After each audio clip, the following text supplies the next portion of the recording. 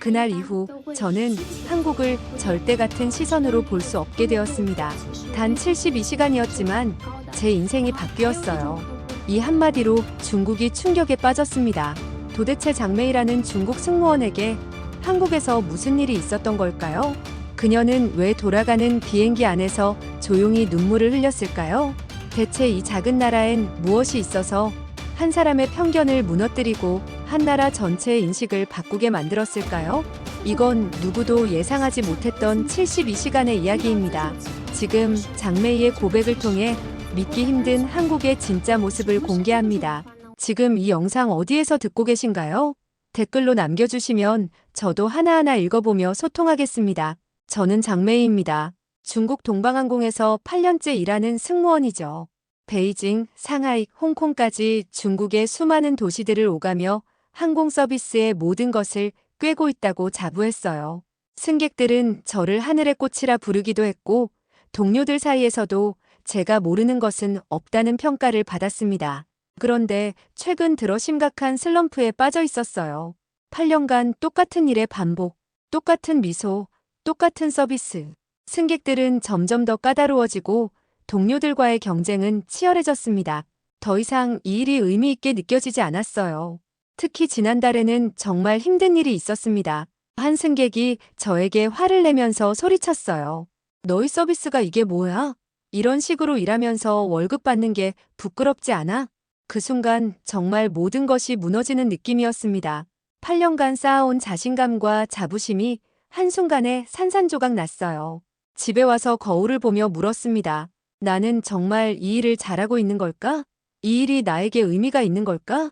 그런 상황에서 받은 한국행 스케줄이었습니다. 메이야, 이번에 한국 노선 들어가는데 괜찮겠어?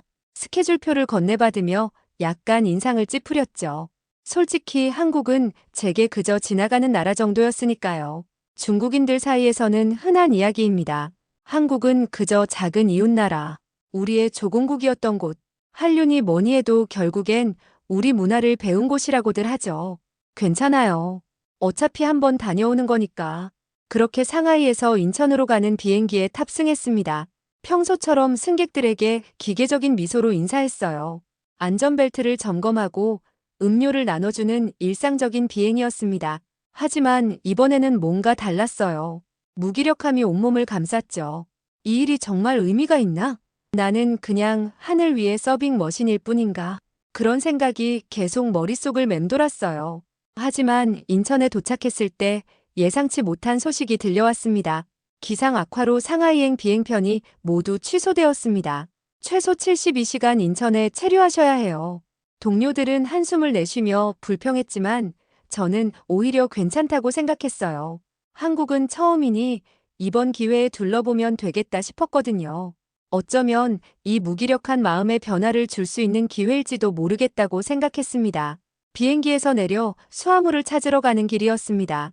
백발이 성한 노인 한 분이 무거운 캐리어를 끌고 있는 모습이 보였어요.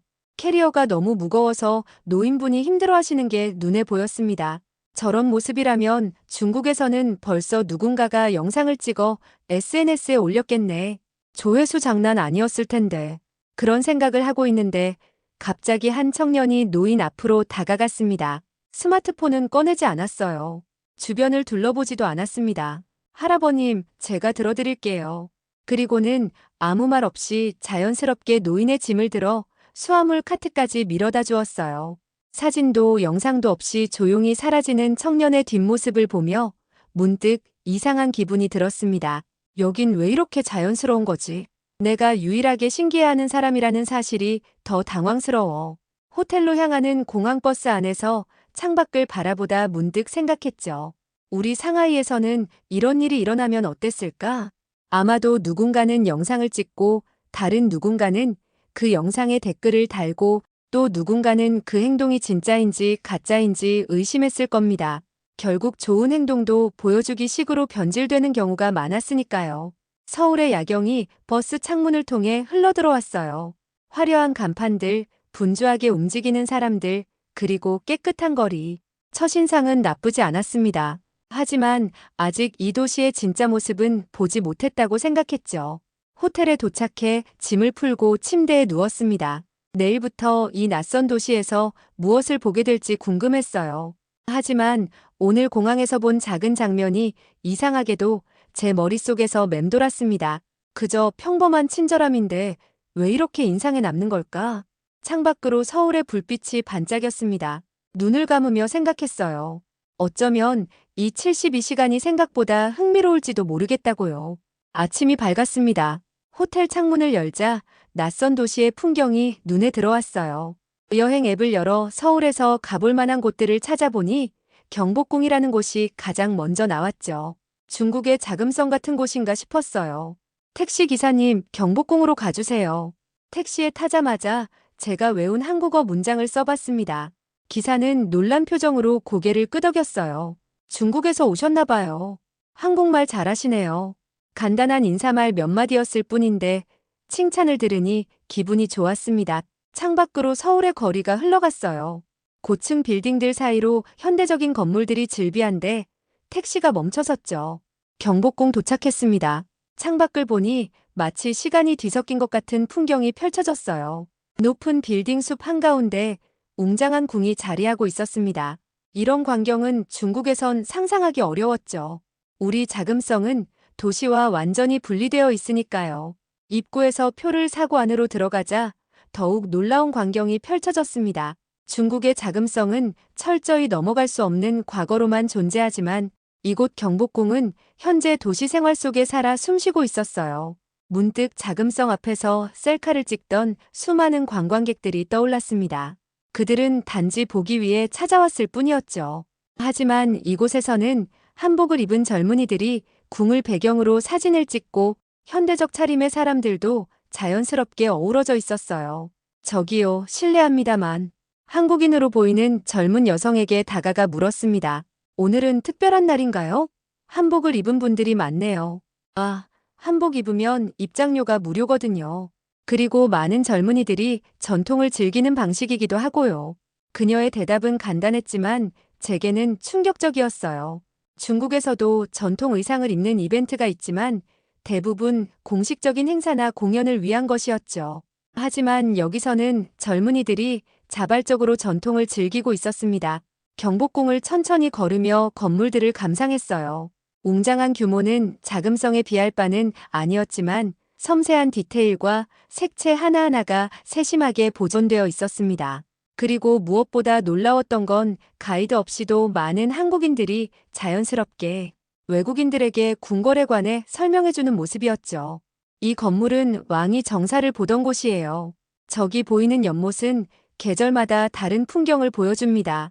저는 그들의 대화를 옆에서 슬쩍 듣고 있었죠. 한 외국인 관광객이 물었습니다. 이 궁궐이 얼마나 오래됐나요?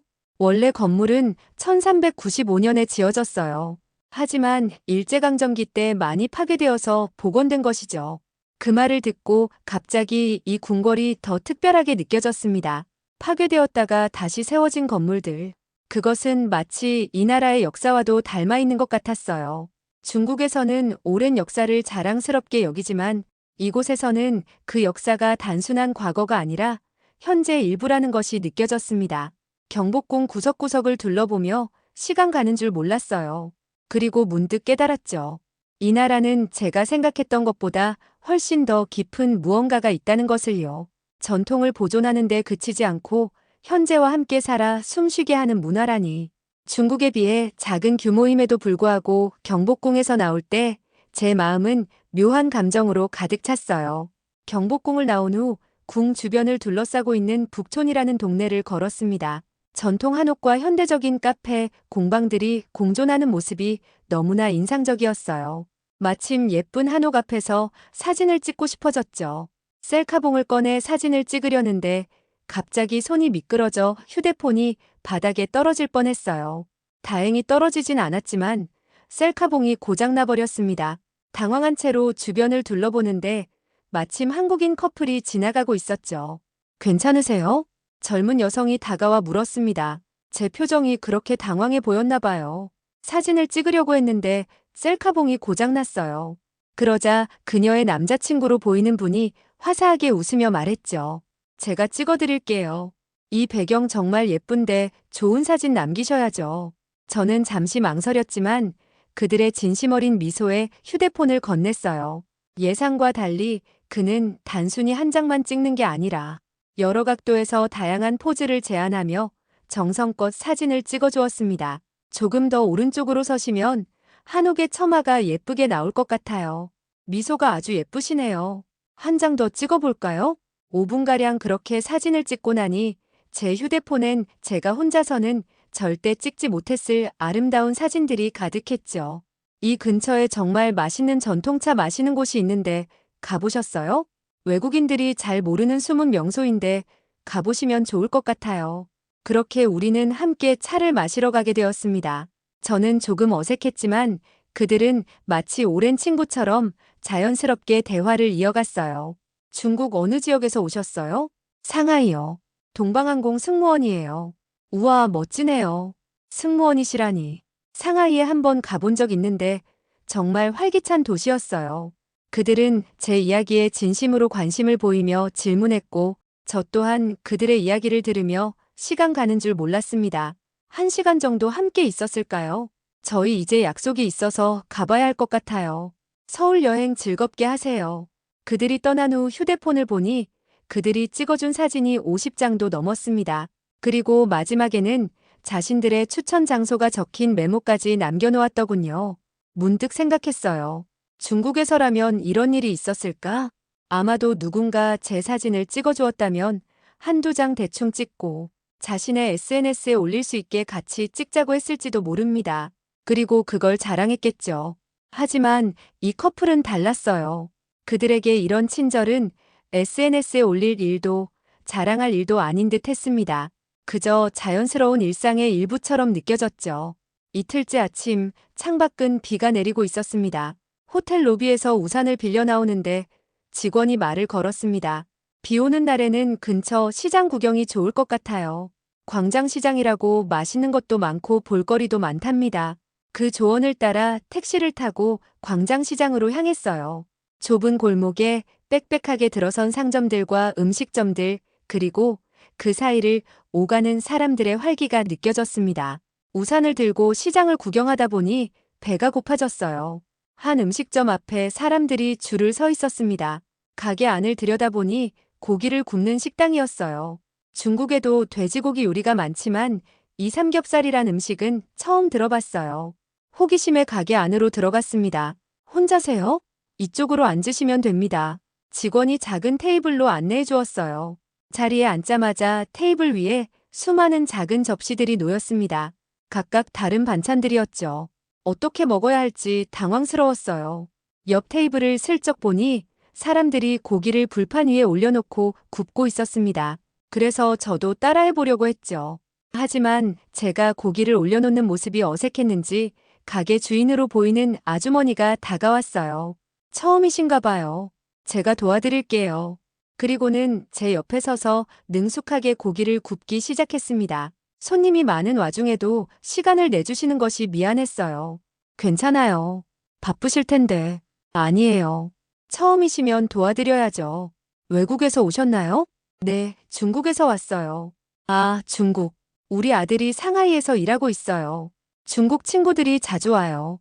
아주머니는 고기가 익자 가위로 잘라 마늘, 고추, 상추와 함께 쌈을 싸주셨습니다. 이렇게 드시면 더 맛있어요. 고추랑 마늘도 같이 드셔보세요. 처음 맛보는 조합이었지만 입에 넣는 순간 놀라웠어요. 고기의 기름진 맛과 신선한 야채, 그리고 양념의 조화가 환상적이었습니다. 맛있죠? 한 번 더 싸볼까요? 그렇게 아주머니는 제게 쌈 싸는 법을 알려주시고 다양한 반찬들을 설명해 주셨어요. 단순히 음식을 판매하는 게 아니라 진정한 한국 식문화를 경험할 수 있도록 도와주시는 느낌이었습니다. 식사를 마치고 계산하려는데 아주머니가 서비스로 녹차를 한 잔 더 내어주셨습니다. 천천히 드세요. 비도 그쳤으니 조금 더 쉬다 가도 돼요. 그 작은 친절에도 마음이 따뜻해졌어요. 중국 식당에서는 빨리 먹고 나가라는 눈치를 주는 경우가 많았거든요. 하지만 이곳에서는 손님을 위한 진심 어린 배려가 느껴졌습니다. 시장을 나오며 생각했어요. 삼겹살의 맛도 좋았지만 그보다 더 기억에 남는 건 아주머니의 따뜻한 배려였습니다. 음식을 통해 마음을 나누는 민족, 정을 먹는 문화. 그게 바로 제가 이 식당에서 경험한 것이었어요. 비가 그치기 시작했고 오후에 햇살이 시장 골목을 비추기 시작했어요. 다음은 어디로 가볼까 고민하며 걷다가 문득 지하철역을 발견했습니다. 지하철역으로 들어서자 놀랍도록 깨끗한 시설이 눈에 들어왔습니다. 승강장으로 내려가는데 사람들이 줄을 서서 기다리고 있는 모습이 보였어요. 바닥에 그려진 선을 따라 질서정연하게 서 있었죠. 중국 지하철에서는 줄을 잘 서지 않고 러시아워 때는 더 혼잡해지곤 합니다. 하지만 여기서는 꽤 많은 사람들이 있음에도 조용하고 정돈된 분위기였어요. 지하철이 도착하고 문이 열리자 내리는 사람들이 모두 내린 후에 질서 있게 탑승했습니다. 저도 따라 탔죠. 차내는 꽤 붐볐지만 시끄럽지 않았어요. 한 정거장을 지나자 자리가 몇 개 비었어요. 그런데 다음 역에서 백발의 할아버지가 탑승하셨습니다. 그 순간 제 앞에 앉아있던 젊은 남성이 자리에서 일어났어요. 한국어로 무언가 말하며 할아버지에게 자리를 양보했습니다. 저는 정확히 무슨 말을 했는지 알아듣지 못했지만 그 상황은 충분히 이해할 수 있었어요.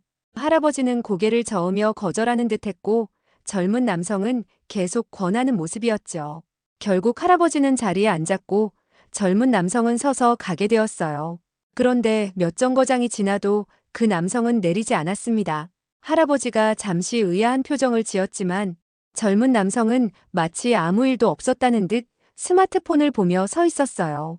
비록 언어는 이해하지 못했지만 그 상황에서 젊은 남성이 할아버지에게 곧 내릴 거니까 앉으세요라고 말했을 것이라 짐작할 수 있었습니다. 그리고 실제로는 한참을 더 가야 하는데도 말이죠. 이 모든 과정에서 다른 승객들은 특별한 반응 없이 자신의 일에 집중하고 있었어요. 마치 이런 광경이 너무나 일상적이라는 뜻이요.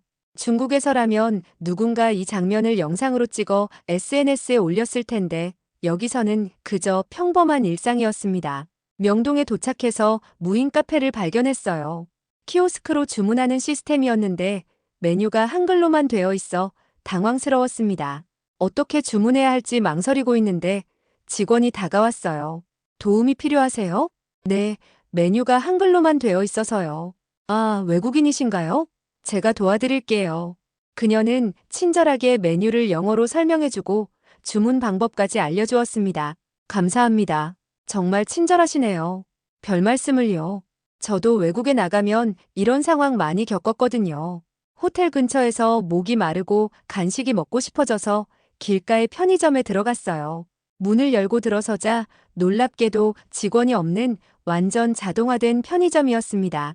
조심스럽게 매장을 둘러보며 물 한 병과 몇 가지 과자, 그리고 호기심에 한국 라면도 하나 집었습니다. 이제 계산을 해야 하는데 어디서 어떻게 해야 할지 몰라 난감했어요. 매장 한쪽에 키오스크처럼 생긴 기계가 있어 그쪽으로 향했습니다. 화면에는 한글로만 안내가 되어 있었고 어떤 버튼을 눌러야 할지 몰라 망설이고 있었어요. 손에 든 물건들을 들고 어쩔 줄 모르는 제 모습이 초라해 보였을 거예요. 그때 누군가가 뒤에서 조심스럽게 말을 걸었습니다. 도움 필요해요? 돌아보니 교복을 입은 고등학생으로 보이는 남학생이 서 있었어요. 서툰 영어로 짧게 물어봤습니다. 어떻게 계산해야 할지 모르겠어요. 학생은 고개를 끄덕이며 제게 다가왔어요. 이거 그냥 이렇게 찍으면 돼요.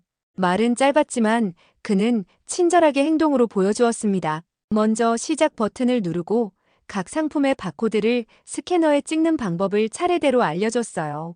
제가 신용카드를 꺼내자 어디에 카드를 꽂아야 하는지 손짓으로 가리켰습니다. 그의 도움으로 무사히 결제를 마쳤어요.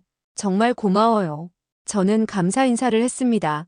그러자 학생은 부끄러운 듯 웃으며 고개를 살짝 숙였어요. 괜찮아요. 그 짧은 대답과 미소가 오히려 더 진심으로 느껴졌습니다. 나이나 직업, 국적에 관계없이 상대방을 존중하는 문화가 느껴졌어요. 호텔방으로 돌아와 창가에 앉아 생각에 잠겼습니다. 지금까지의 경험들이 머릿속을 맴돌았어요. 공항에서 본 자연스러운 친절, 경복궁의 살아있는 전통, 식당에서 만난 따뜻한 정, 지하철에서 목격한 양보의 문화, 그리고 지금 편의점에서 경험한 상호 존중. 이 모든 것이 한국에 대한 저의 인식을 완전히 바꿔놓고 있었어요. 이제는 그들만의 독특한 문화와 가치를 가진 나라로 보였습니다. 마지막 날 아침이 밝았습니다. 오늘 저녁에는 상하이행 비행기를 타야 하니 시간을 잘 활용해야 했어요. 지도 앱을 보다가 한강공원이라는 곳이 눈에 띄었어요. 도심 한가운데에 큰 강과 공원이 있다니 신기했습니다. 택시를 타고 한강공원으로 향했어요. 한강에 도착하자 탁 트인 전경이 눈앞에 펼쳐졌습니다. 도시 한가운데를 가로지르는 넓은 강과 그 주변을 둘러싼 공원, 그리고 자전거를 타거나 조깅을 하는 사람들이 보였어요. 강변을 따라 천천히 걷기 시작했어요. 잔디밭에는 가족 단위로 피크닉을 즐기는 사람들이 있었고, 강가에는 낚시를 하는 노인들이 보였습니다. 도시의 번잡함을 잠시 잊을 수 있는 휴식 공간이었어요. 걷다가 작은 놀이터 근처에서 한 장면을 목격했습니다. 노인 한 분이 갑자기 발을 헛디뎌 넘어지셨어요. 그 순간 가까이에 있던 두 젊은이가 동시에 달려가 노인을 일으켜 세웠습니다. 괜찮으세요, 할아버지? 그들은 노인의 상태를 확인하고 먼지를 털어드리며 걱정스러운 표정을 지었어요. 노인은 괜찮다며 웃으셨고, 젊은이들은 노인이 완전히 괜찮아질 때까지 옆에 있어 주었습니다. 그 장면을 보며 문득 눈시울이 붉어졌어요. 중국에서는 할머니가 넘어졌을 때 사람들이 먼저 스마트폰을 꺼내 영상을 찍거나 소송을 걱정해 주저하는 경우가 많았거든요. 하지만 여기에서는 사람들이 망설임 없이 다가갔습니다. 벤치에 앉아 강을 바라보며 생각에 잠겼어요. 지난 3일간 한국에서 본 모든 장면들이 머릿속을 스쳐 지나갔습니다. 공항에서 보았던 자연스러운 배려, 경복궁의 살아있는 전통, 식당에서 느꼈던 따뜻한 정, 지하철에서 목격한 양보의 문화, 무인 편의점에서 경험한 상호 존중, 그리고 지금 본 이 작은 장면까지. 이 모든 것들이 하나로 연결되어 제 마음속에서 한국이라는 나라의 이미지를 완전히 새롭게 그리고 있었습니다. 처음에는 중국보다 작은 나라, 중국 문화의 영향을 받은 나라고만 생각했던 제 오만함이 부끄러워졌어요. 규모나 역사의 길이로 국가의 가치를 판단했던 것이 얼마나 어리석었는지 깨달았습니다. 한강의 잔잔한 물결을 바라보며 생각했어요. 문화의 깊이는 시간의 길이가 아니라 그것이 현재에 얼마나 살아 숨쉬고 있는지에 달려있는 게 아닐까요? 역사적 유물을 박물관에 전시하는 것보다 그 정신을 일상 속에 녹여내는 것이 진정한 문화의 힘이 아닐까요? 점심시간이 되어 강변의 작은 식당에서 비빔밥을 먹었습니다. 알록달록한 비빔밥을 보니 문득 깨달았어요.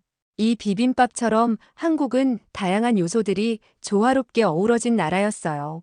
전통과 현대, 자연과 도시, 개인과 공동체가 서로 충돌하지 않고 함께 존재하고 있었습니다.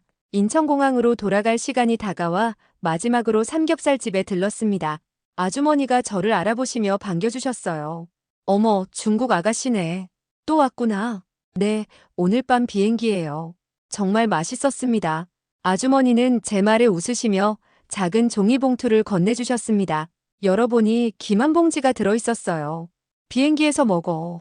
그 작은 선물에 가슴이 따뜻해졌습니다. 누구에게나 파는 상품이 아니라 저를 기억해 주시고 특별히 챙겨주신 마음이 느껴졌어요. 공항에서 동료가 물었습니다. 메이야, 어떻게 지냈어? 쇼핑 많이 했어? 저는 답했습니다. 쇼핑보다 더 값진 것을 얻었어. 비행기가 이륙하며 창밖으로 서울의 불빛이 점점 작아졌어요.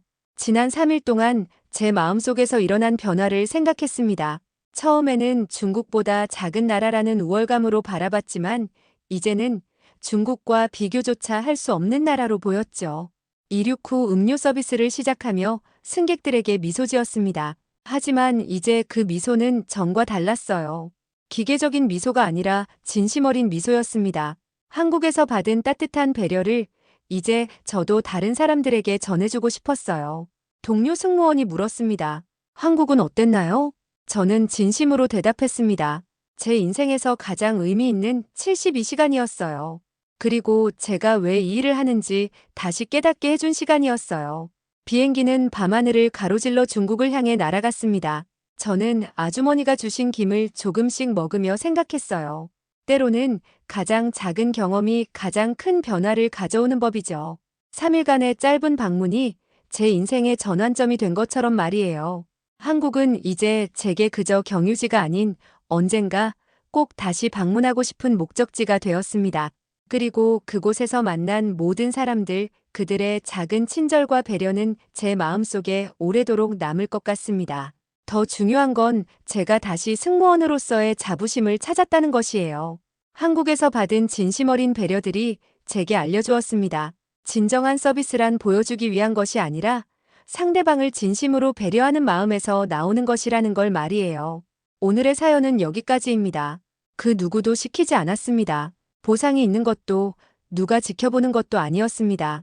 그저 평범한 사람들의 작은 배려가 한 나라를 감동시키고 한 사람의 인생을 바꿨습니다. 우리는 당연하게 여겼던 그 모습들이 누군가에겐 평생 잊지 못할 진심이 됩니다. 대한민국, 그 이름엔 우리가 생각하는 것보다 훨씬 더 큰 힘이 담겨 있습니다. 오늘도 그 평범한 위대함을 지켜내고 계신 여러분께 감사합니다.